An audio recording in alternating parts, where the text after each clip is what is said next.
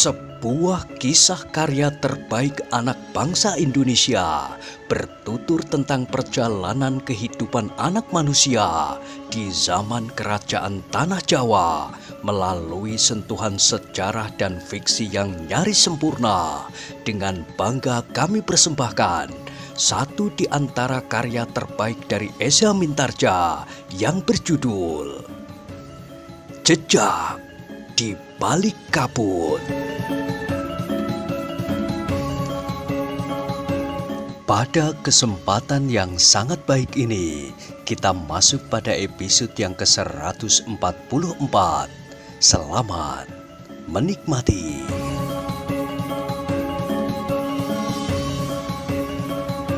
Pada episode sebelumnya telah diceritakan, lurah prajurit itu pun kemudian telah memerintahkan 3 orang prajurit yang bersenjata tombak untuk membawa orang yang mengaku bernama Kriyatama itu. Bawa orang ini ke Pandean. Kalian harus langsung menemui Ki Bekel di Pandean. Kalian harus bertanya, siapakah orang yang kau bawa itu? Apakah orang itu orang Pandean atau bukan? Jika orang itu orang Pandean, serahkan ia kepada Ki Bekel. Tetapi kalian harus tahu di mana rumahnya. Apakah ia mempunyai kambing seperti yang dikatakannya atau tidak? Jika tidak, ia telah menipu sekelompok prajurit Pajang yang telah bertugas. Tetapi jika orang itu bukan orang Pandean, maka ia harus dibawa kembali kemari. Orang itu adalah Haryo Wisoko. Baik Ki Lurah, hati-hatilah. Tugas kalian adalah tugas yang berat. Apalagi jika orang itu benar-benar Haryo Wisoko. Baik Ki Lurah, kalian tidak boleh menyimpang dari perintahku. Jangan pergi kemanapun, juga selain ke Pandean. Kalian dengar? Ya Ki Lurah, jangan hiraukan jika orang itu membujuk kalian. Iya Ki Lurah. Demikianlah, maka ketika orang itu pun segera membawa orang yang menyebut dirinya Kriyatama itu meninggalkan pintu gerbang. Bagaimana dengan ikatan tanganku ini? Bertanya orang itu ketika mereka berangkat. Namun Ki Lurah itu pun menjawab, ikatan itu tidak akan dilepas sampai kau bertemu dengan Ki Bekel Pandean. Orang yang mengaku bernama Kriyatama itu mengangguk. Katanya, baiklah, nampaknya Ki Lurah belum yakin bahwa aku adalah orang Pandean. Tetapi baiklah, aku tidak berkeberatan dibawa dengan tangan terikat sampai bertemu dengan Ki Bekel Pandean.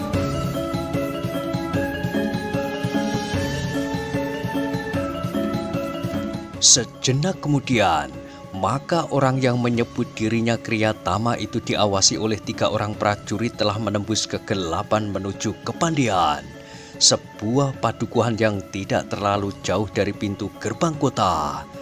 Dalam pada itu, di dalam kota, tidak jauh dari pintu gerbang kota, Raden Sutawijaya dan Paksi Pamekas mengawasi apa yang telah terjadi di pintu gerbang.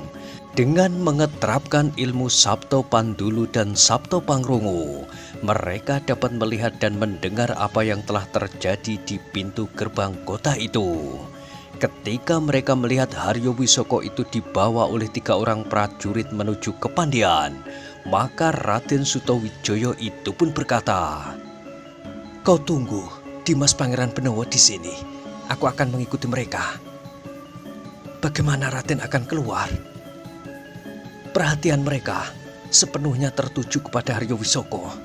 Aku akan meloncati dinding. Demikian Dimas Pangeran Benowo datang. Kalian harus segera menyusul aku. Aku percaya bahwa mereka pergi ke Pandean. Namun ketika orang prajurit itu tentu akan terjebak ke dalam sarang serigala itu. Aku menduga bahwa Pandean yang memang agak bersembunyi di balik gumuk kecil itu merupakan sarang para pengikut Haryo Wisoko di luar kota raja. Mungkin di Pandean terdapat beberapa orang terpenting dari para pengikut Haryo Wisoko. Tetapi kenapa Haryo Wisoko dengan ringan menyebut padukuhan itu selagi kita masih ada di penjagaan itu? Mungkin Haryo Wisoko tidak segera dapat menyebut nama padukuhan yang lain. Namun mungkin juga ia menyebutnya di luar sadarnya. Baik Raden, Aku akan menunggu Pangeran Benowo di sini. Hati-hatilah, kita harus mengepung padukuhan Pandian rapat-rapat. Jangan sampai ada yang lolos. Sementara itu, biarlah aku mengawasi Paman Haryo Wisoko. Jika ia tidak pergi ke Pandian, maka aku akan menghentikannya dan menunggu kedatangan kalian. Baik Raden, jawab Paksi Pamekasan. Demikianlah, maka Raden Sutawijaya itu pun telah meninggalkan Paksi Pamekasan yang harus menunggu Pangeran Benowo yang telah menghubungi langsung Ki Tumenggung Yudatama di baraknya. Ki Tumenggung Yudatama adalah salah seorang di antara para pemimpin Pajang yang mendapat tugas untuk menangkap Haryo Wisoko yang tempat tinggalnya terdekat dengan pintu gerbang kota raja. Kedatangan Pangeran Benowo dengan pakaian yang kusut di lewat tengah malam, bahkan menjelang dini hari memang mengejutkan. Hampir saja Pangeran Benowo tidak dapat dikenali. Namun pemimpin kelompok prajurit yang bertugas untuk berjaga-jaga malam itu, meskipun semula agak ragu, namun akhirnya ia langsung meyakininya bahwa ia memang sedang berbicara dengan Pangeran Benowo yang telah menyatakan dirinya. Karena itu maka Pangeran Benowo itu pun segera dihadapkan kepada Ki Tumenggung Yudatama yang segera dibangunkan. Ternyata kesiagaan Ki Tumenggung Yudatama cukup tinggi. Dalam waktu yang pendek itu, sekelompok prajurit dari pasukan berkuda yang berada di bawah perintah Ki Tumenggung telah bersiap-siap. Sejenak kemudian, maka pasukan berkuda itu pun telah berderap menggetarkan jalan-jalan kota menuju ke pintu gerbang. Pangeran Benowo menghentikan sekelompok prajurit dari pasukan berkuda itu di tempat Paksi Pamekasan menunggu.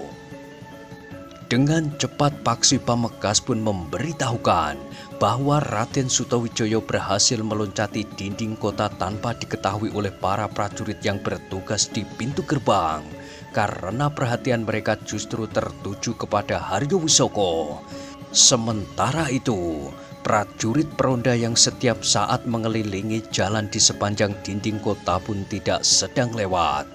Paksi Pamekasan pun segera meloncat ke punggung kuda yang telah disediakan baginya, yang dibawa dari barak para prajurit. Dengan cepat pasukan itu pun berderap menuju ke pintu gerbang. Para petugas di pintu gerbang pun mendengar derap kaki kuda dari sekelompok pasukan berkuda. Namun mereka tidak dapat menghentikannya. Kuda itu berlari kencang menerobos para prajurit yang bertugas, yang harus berloncatan menepi. Gila pasukan berkuda itu, geram Ki Lurah. 2 orang di antara mereka adalah 2 orang yang membawa tawanan yang disebutnya Haryo Wisoko itu. Teriak seorang prajurit yang bertugas di pintu gerbang. Setan alas, geram Ki Lurah. Aku melihat Ki Tumenggung Yudatama sendiri memimpin pasukan itu. Iya, geram Ki Lurah. Ki Tumenggung sudah diperalat orang-orang gila itu. Ia akan menyesali ketergesa-gesaannya. Jika ia nanti membawa orang Pandian itu, maka besok ia akan menyesal. Tetapi Ki Tumenggung Yudatama tentu dapat mengenali Haryo Wisoko. Jika orang itu bukan Haryo Wisoko, ia tentu tidak akan membawanya. Bahkan ia tentu akan menjadi sangat marah kepada orang-orang yang telah membawanya ke Pandian itu. Tetapi jika orang itu benar-benar Haryo Wisoko? Bertanya seorang prajurit. Ki Lurah tercenung sejenak, namun kemudian ia pun berkata, jika orang itu Haryo Wisoko, ia tidak akan dapat berkata dengan meyakinkan bahwa ia orang Pandian. Ia tentu menjadi gelisah ketika aku memerintahkan kawan-kawanmu itu membawanya langsung kepada Ki Bekel. Tetapi nampaknya ia sama sekali tidak tersentuh. Para prajurit itu mengangguk-angguk.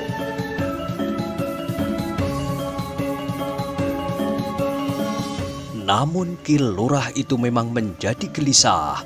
Dengan ragu ia pun berkata, tetapi orang itu dibawa dengan tangan terikat. Jika ia benar Haryo Wisoko, maka kawan-kawanmu akan segera dapat mengatasinya.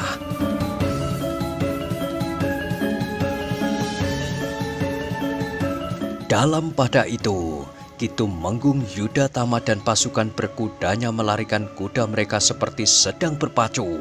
Meskipun dini hari masih gelap dan udara terasa dingin menusuk tulang, namun para prajurit itu tidak mengurangi kecepatannya. Setelah agak jauh dari pintu gerbang, Raden Sutawijaya berhasil menyusul ketiga orang prajurit yang menggiring Haryowisoko yang tangannya masih terikat. Menurut pengamatan Raden Sutawijaya, mereka memang pergi ke arah Pandean. Jika mereka benar-benar pergi ke Pandean, maka Pandean itu tentu merupakan sarang bagi para pengikut Paman Haryowisoko, berkata Raden Sutawijaya di dalam hatinya. Namun Raden Sutawijaya pun segera berhenti dan menyusup di balik semak-semak di pinggir jalan ketika Haryowisoko itu berhenti. "Kenapa berhenti?" bertanya prajurit yang menggiringnya sambil mengacukan tombaknya, sementara kedua kawannya berdiri di sisi lain sambil merundukkan tombak pendeknya pula. "Kisanak," berkata Haryowisoko, "aku tidak berkeberatan untuk diikat tanganku, tetapi aku ingin mengalihkan tanganku ke depan tubuhku." "Kenapa?" "Jika tanganku di belakang, aku tidak dapat berbuat apa-apa sama sekali dengan tanganku. Bahkan aku tidak dapat menggaruk leherku yang terasa gatal." "Kami tidak akan melepaskan pengikat tanganmu itu."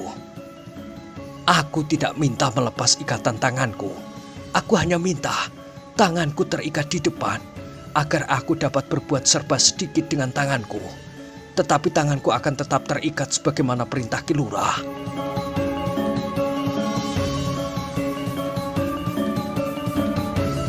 Ketiga orang prajurit itu saling berpandangan, sementara Haryowisoko itu berkata, "Aku hanya minta sekedar belas kasihan Kisanak bertiga. Barangkali ada hubungannya dengan peri kemanusiaan." Yang tertua di antara ketiga orang prajurit itu pun kemudian berkata, "Menelungkuplah." "Untuk apa?"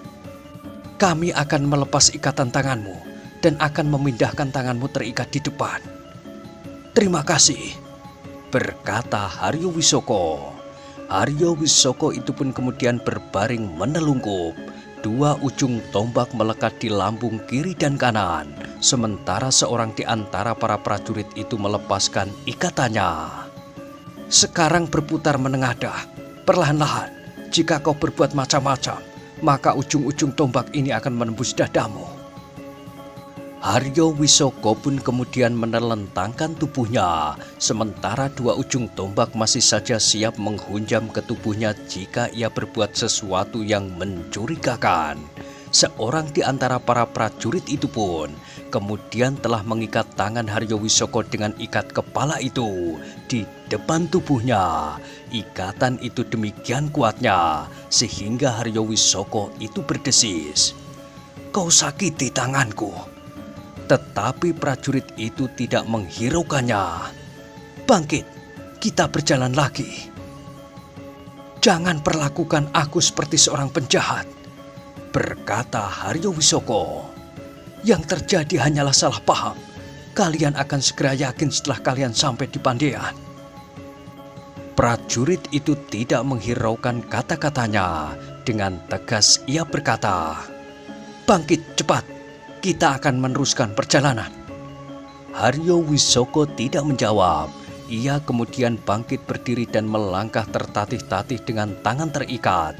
Tetapi di depan, sejenak kemudian maka mereka pun melanjutkan perjalanan menuju ke Pandean. Raden Sutawijaya yang mengikuti mereka pun semakin yakin bahwa mereka memang pergi ke Pandean. Jantung Raden Sutawijaya menjadi berdebar-debar. Apakah ia akan membiarkan Haryowisoko masuk ke padukuhan atau ia harus menangkapnya sebelum ia masuk ke dalamnya? Jika Raden Sutawijaya membiarkan mereka masuk ke padukuhan, maka para prajurit yang malang itu tentu akan dibantai oleh para pengikut Haryowisoko. Tetapi jika ia menghentikannya, maka Raden Sutawijaya itu justru akan bertengkar dengan ketiga orang prajurit itu. Ketiga orang prajurit itu tentu tidak akan mempercayai segala keterangannya.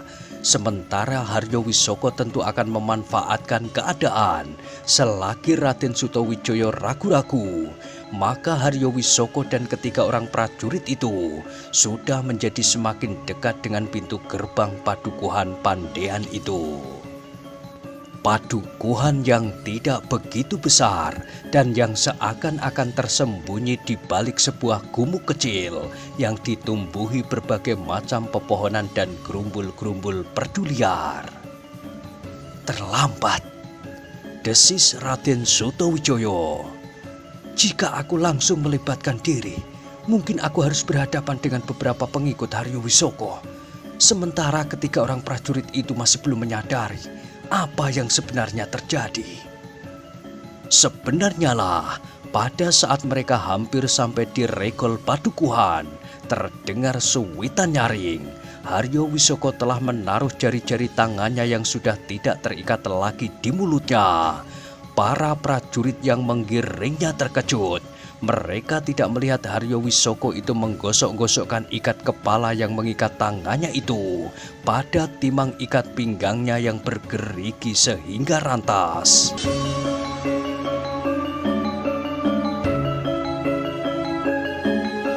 Ketiga orang prajurit yang melihat Haryo Wisoko terlepas serta isyarat yang dilontarkannya dengan sikap menyerangnya. Tetapi Haryo Wisoko yang meskipun tenaganya masih belum pulih kembali itu dapat mengelak. Bahkan dengan cepat Haryo Wisoko meloncat semakin mendekati pintu gerbang padukuhan. Sekali lagi terdengar suwitan nyaring dari sela-sela bibir Haryo Wisoko itu. Tiba-tiba saja beberapa orang muncul dari balik pintu gerbang. Dengan serta-merta mereka menyerang ketiga orang prajurit yang mengantar Haryo Wisoko ke Pandean. Raden Sutawijaya hanya dapat memalingkan wajahnya sejenak. Para pengikut Haryo Wisoko tidak memerlukan waktu yang panjang untuk melumpuhkan ketiga orang prajurit itu. "Kang Mas Haryo Wisoko," terdengar seseorang bertanya, "apa yang telah terjadi?" "Orang-orang dungu itu tidak dapat mengamankan jalan keluar dari dalam kota sehingga aku tertangkap. Tetapi aku dapat mengelabuhi para prajurit yang bodoh itu." "Bukankah segala sesuatunya sudah aman?" "Tidak, perintahkan semua orang yang berada di Pandean untuk meninggalkan tempat ini sekarang juga." "Sekarang?" "Ya, para prajurit Pajang tentu akan segera memburu aku kemari." "Tetapi apakah yang sebenarnya telah terjadi?" "Tidak ada waktu untuk berbicara sekarang. Siapkan semua orang. Kita akan pergi." "Apakah Kakang Mas akan singgah barang sebentar untuk minum atau makan?" "Tidak ada waktu, kau dengar?" "Baik, baik Kang Mas. Aku akan memerintahkan mereka untuk meninggalkan tempat ini. Katakan kepada Kiai Gadung Bawu, aku tidak singgah." "Aku di sini," berkata orang yang disebut Kiai Gadung Bawu. "Oh, kebetulan Kiai, pasukan Pajang segera datang. Hindari mereka." Orang yang disebut Kiai Gadung Bawu itu tertawa. Katanya, "Seberapa banyak orang Pajang yang akan datang kemari? Siapa pula yang akan memimpinnya? Aku justru menunggu mereka." "Jangan begitu Kiai. Aku sendiri belum mampu untuk bertempur karena keadaanku yang parah beberapa waktu yang lalu." "Barangkali Angger belum tahu kalau Ki Santen Ireng ada di sini juga, termasuk Kiai Madujai." "Kapan mereka datang?" "Kami tahu Haryo Wisoko akan datang malam ini, tetapi tentu saja tidak dalam keadaan seperti ini." "Iya, sekarang aku minta semuanya menyingkir." "Kenapa Angger Haryo Wisoko seakan-akan menjadi ketakutan?"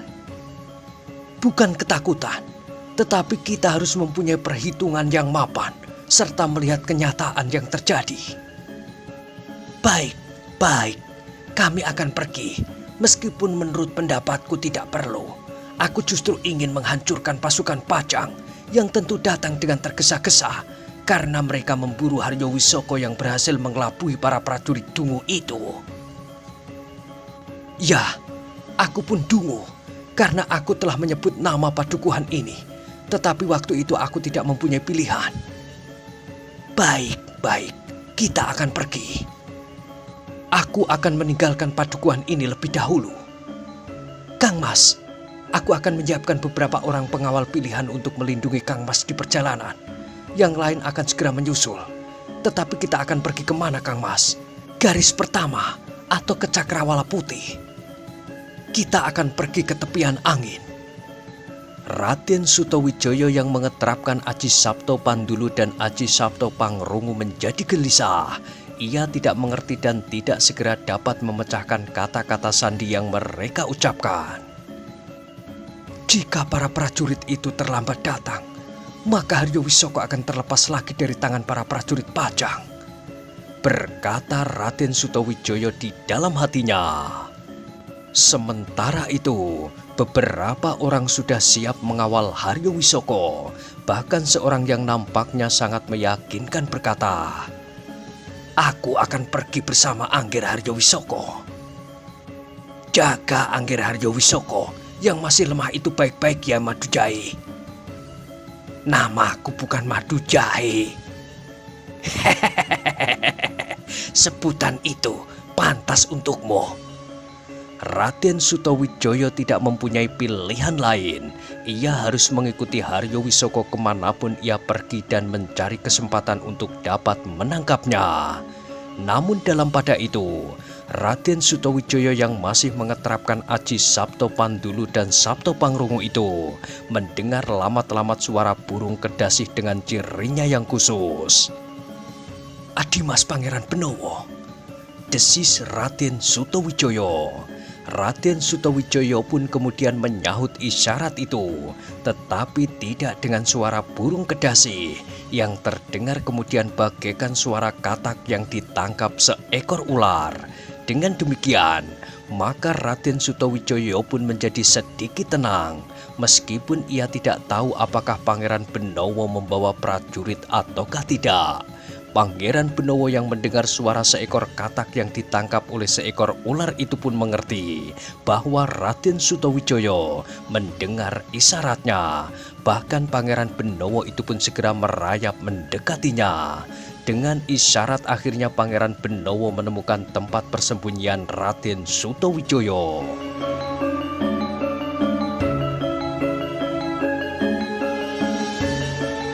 "Aku datang dengan sekelompok prajurit berkuda yang langsung dipimpin oleh Ki Tumenggung Yudatama sendiri.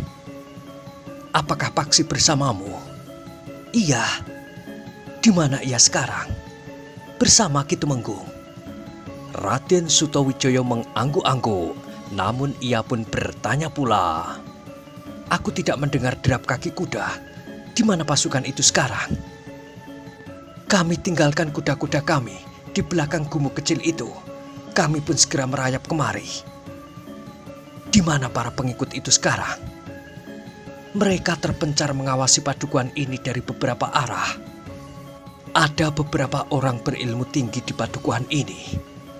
Pangeran Benowo menarik nafas dalam-dalam, sementara Raden Sutawijaya berkata selanjutnya, "Selain itu, tentu ada pula para pemimpin dari lingkungan keprajuritan.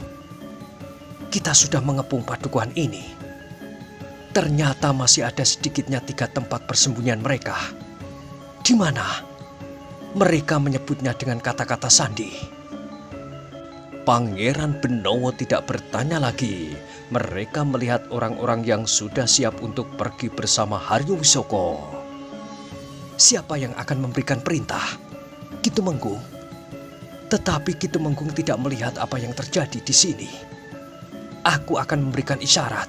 Semua orang sudah diperintah untuk memberikan isyarat jika perlu." Raden Sutawijaya menarik nafas dalam-dalam. Katanya, "Haryo Wisoko itu tidak boleh terlepas lagi. Demikian pula beberapa orang pemimpin dari para pengikutnya yang ada di sini. Jika kita berhasil, maka sebagian besar dari kekuatan Haryo Wisoko sudah dapat dikuasai." Pangeran Benowo mengangguk-angguk. Ketika ia melihat Haryo Wisoko mulai bergerak, maka Pangeran Benowo itu pun telah memberikan isyarat kepada Ki Tumenggung Yudatama dengan suara burung kedasih yang mempunyai ciri tersendiri pula. Ki Tumenggung yang mendengar isyarat itu pun segera mempersiapkan beberapa orang yang terdekat. Kemudian ia pun telah memerintahkan seorang penghubung untuk melontarkan panah sendaren ke udara. Isyarat itu memang sangat mengejutkan. Haryo Wisoko tersentak sehingga jantungnya berguncang. Ia tidak pernah mengalami keadaan seperti saat itu. Kecuali ia merasa tubuhnya masih lemah, Haryo Wisoko itu pun menyadari bahwa di dalam pasukan yang menyusulnya itu tentu terdapat Pangeran Benowo, Raden Sutawijaya dan Paksi Pamekasan yang memiliki ilmu yang tinggi. Tetapi hatinya menjadi sedikit tenang ketika ia mengingat bahwa di tempat itu terdapat pula Kiai Gadung Bawu, Ki Santen Ireng, dan orang yang lebih sering disebut Kiai Madujahi. Meskipun orang itu sendiri tidak begitu senang disebut dengan nama itu.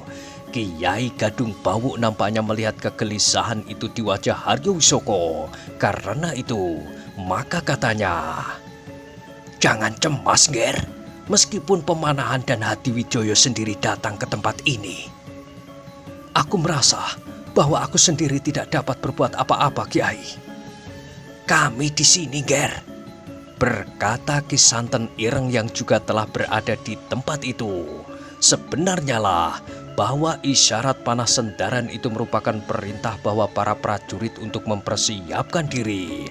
Mereka harus memperketat pengawasan terhadap padukuhan itu. Tidak boleh ada seorang pun yang keluar dari padukuhan. Sementara itu, langit sudah menjadi semakin terang. Cahaya fajar sudah memancar. Mega-mega yang mengalir perlahan menjadi merah ke kuning-kuningan. "Jika sudah demikian, Kiai, kita harus cepat menyelesaikan mereka. Kita tidak boleh terjebak oleh pasukan Pajang yang akan datang menyusul." "Jangan cemas, Ger. Aku tidak pernah melihat Angger Haryo Wisoko menjadi sangat cemas seperti sekarang ini." Haryo Wisoko menarik nafas dalam-dalam. Sambil mengangguk-angguk ia pun berkata, "Baik, Kiai. Aku akan mencoba tetap tenang menghadapi keadaan ini." Sementara itu, para pengikut Haryo Wisoko pun telah mempersiapkan diri mereka sebaik-baiknya. Mereka yang masih berada di dalam padukuhan telah menempatkan diri menghadap ke semua pintu regol padukuhan. Sedangkan di pintu gerbang induk, Haryo Wisoko dan para pemimpinnya telah bersiap menghadapi segala kemungkinan yang bakal terjadi. Dalam pada itu, Ki Tumenggung Yudatama pun telah menggerakkan para prajurit yang berada di sekitarnya untuk mendekat.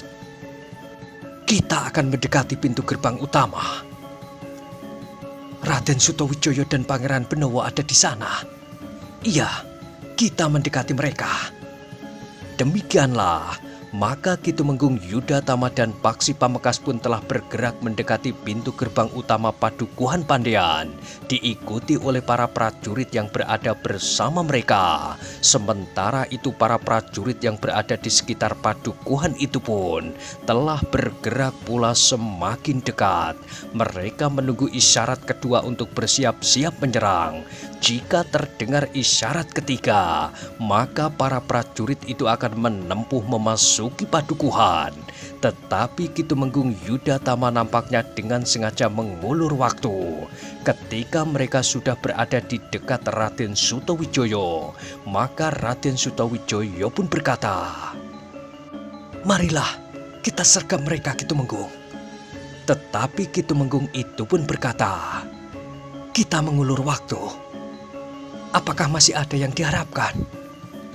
Ketika kami berangkat dari barak, kami mengirimkan penghubung untuk menghadap Ki Gede Pemanahan." Raden Sutawijaya termangu-mangu sejenak, namun ia pun kemudian berkata, "Apakah Ki Tumenggung yakin bahwa ayah akan datang?" "Mungkin sekali, Raden, jika yang kita buru sekarang adalah Haryo Wisoko sendiri." "Bukankah yang berada di pintu gerbang di antara para pengikutnya itu Haryo Wisoko?" "Iya, karena itu Aku masih berharap bahwa Ki Gede Pemanahan akan datang ke tempat ini. Tetapi Haryo Wisoko dan para pengikutnya itu akan datang menembus kepungan ini di sisi lain, Ki Tumenggung. Aku sudah menebarkan kelompok-kelompok di sekitar padukuhan ini. Namun Pangeran Benowo pun menyahut, jika mereka menembus kepungan di sisi lain dari padukuhan ini dengan mengerahkan orang-orang yang berilmu tinggi, para prajurit tidak akan dapat bertahan. Ki Tumenggung itu mengerutkan dahinya, namun ia pun kemudian mengangguk-angguk kecil. Katanya, "Pangeran benar. Jadi..." Paksi Pamekasan pun kemudian menyela. "Kita mempunyai waktu sepanjang Haryo Wisoko masih berada di pintu gerbang, sepanjang kita masih dapat melihatnya." Raden Sutowijoyo tersenyum. Katanya, "Kau pintar, Paksi. Kita akan mengulur waktu sepanjang kita masih melihat Haryo Wisoko di sana." Namun pada saat yang sama, Haryo Wisoko itu pun berkata, "Jangan menunggu lebih lama lagi. Orang-orang Pajang nampaknya sengaja mengulur waktu. Mungkin mereka masih menunggu kedatangan kawan-kawan mereka." Kiai Gadung Bawu mengangguk-angguk. Katanya, "Kau benar, Ger. Agaknya mereka sengaja memperpanjang waktu." "Lalu apa yang sebaiknya kita lakukan, Kiai Gadung Bawu?" "Kita menembus kepungan.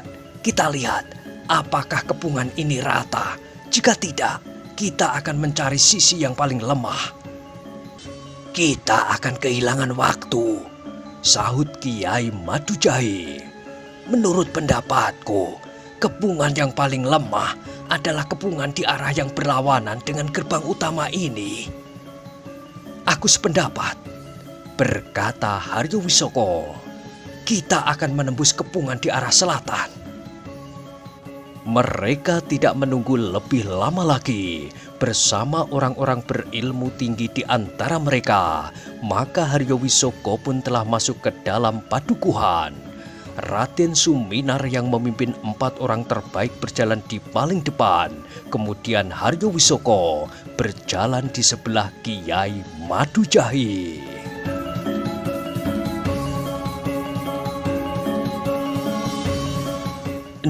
Nah, bagaimanakah kisah selanjutnya? Silahkan ikuti terus kisah Jejak di Balik Kabut pada episode berikutnya. Sampai jumpa.